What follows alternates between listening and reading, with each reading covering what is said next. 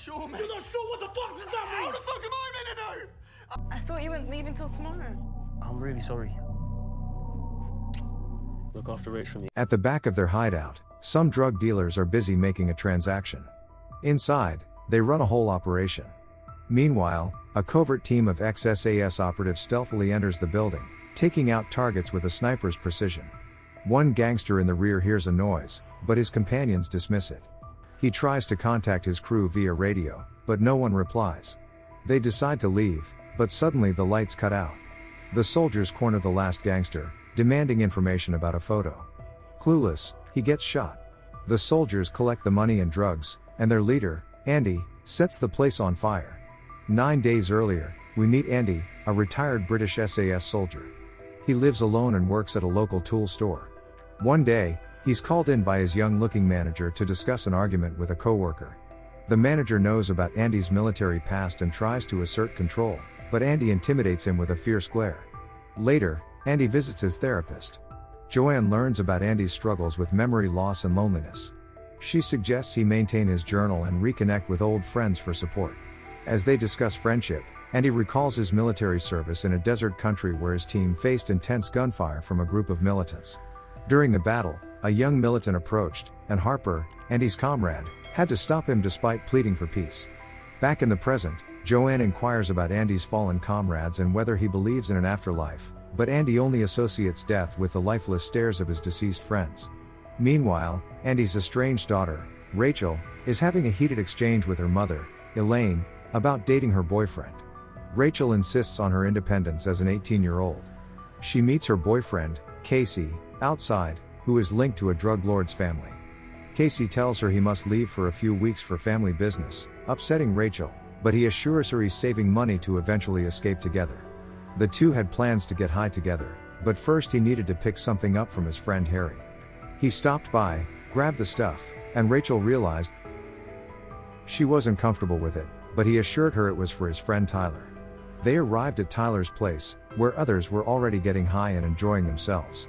After a bit, he got a call for work and left in a hurry, asking Tyler to take care of Rachel. Instead of leaving, Rachel stayed and found a room where some girls were. The girls eventually persuaded Rachel to try it, but she ended up having a severe reaction and a seizure. The girls were shocked and did nothing, and Rachel died. Her funeral was attended by Andy, who later went to Rachel's room at Elaine's invitation to take anything he needed before her belongings were removed.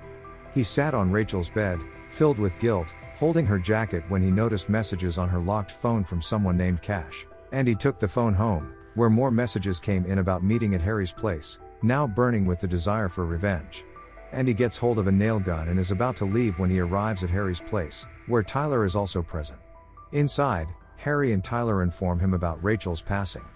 Furious, Andy blames Tyler for not looking after Rachel and attacks him, but Tyler explains he was briefly away from the party.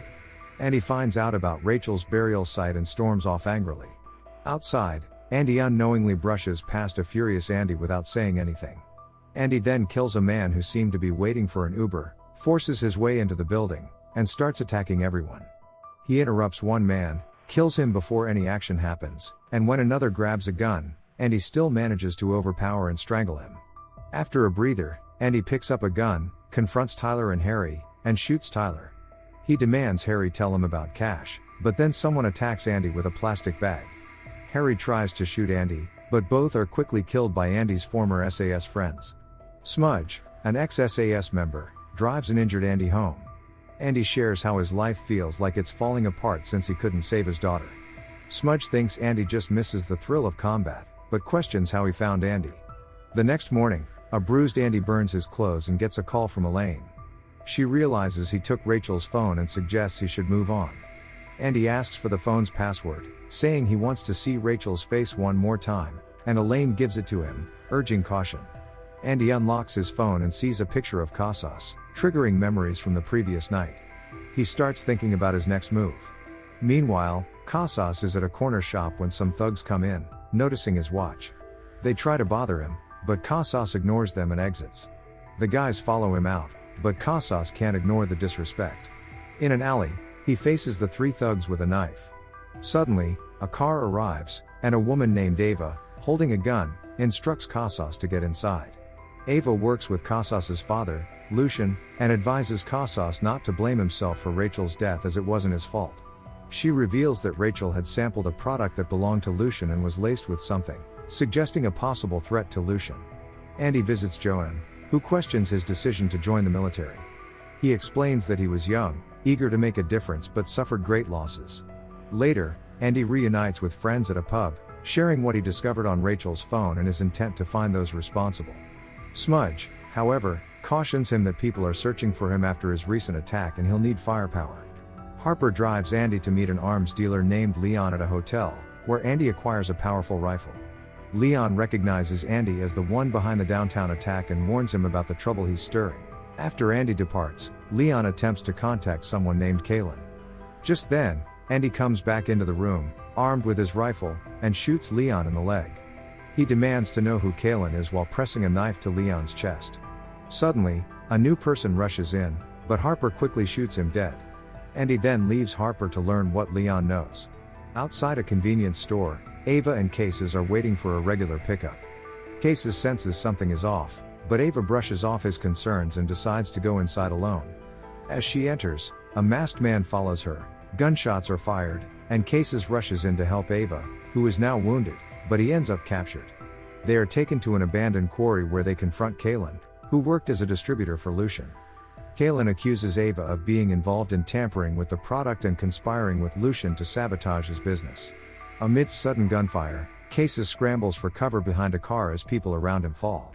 In the chaos, Ava is hit by a bullet. Cases manages to reach a nearby van and escape, with Andy firing at him.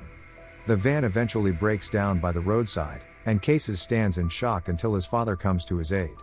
Back at the quarry, the men discover that Ava is still alive and manage to get her to speak. She mentions Cases, and Andy attempts to shoot her, but Smudge stops him in anger. Ava reveals they can find Cases at a warehouse where his father works, and then she dies. Smudge begins to question if they have gone too far and worries that Andy has changed. In a different room, Cases blames Lucienne for Rachel's death as he tampered with the goods. Lucienne regrets not staying away from her and admits to eliminating Kalen due to his greed and betrayal. Cases knows someone named Andy is after him, and that's why he got picked up. Andy explains they stole from him and now he's seeking revenge. Andy and his team attack a warehouse but find it empty, suspecting Ava tried to rescue Cases. The next day, Andy, still upset over his loss, receives a frantic call from Ayn. She's terrified as someone breaks into her home. Andy's room is attacked, but he kills one intruder, grabs his rifle, and heads out. His friends notice more enemies approaching, so they flee as gunfire erupts. They manage to disable a car chasing them. Hiding in tall grass, they ambush and eliminate the enemy team with precision. On the run, another car starts chasing them, leading them into an ambush again.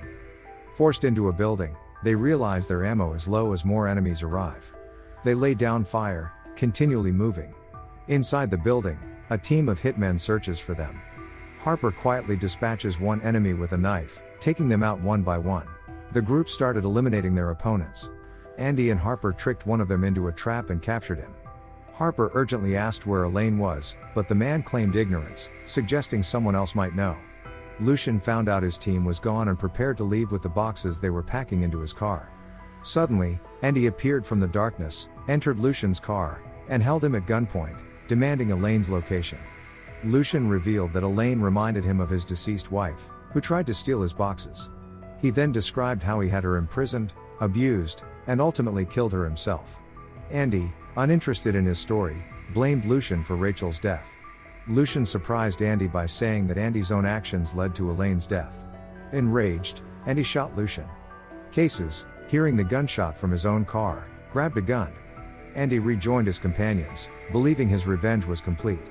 The following night, as they ate dinner, Andy questioned his decision to leave Cases alive, expressing his dislike for unresolved issues. The others dismissed Cases as harmless and fearful. Abruptly, gunshots erupted, killing all three men. Cases, armed with a pistol, was the shooter. It's revealed that all of Andy's friends were already dead from the war. He'd been alone on his revenge mission. Cases aimed at Andy, but Andy remained calm, facing death. Cases shot Andy in the stomach and left him to die in the diner. Don't forget to subscribe and turn on the notification bell if you want to watch more videos like this. Thanks and see you again soon. Take care.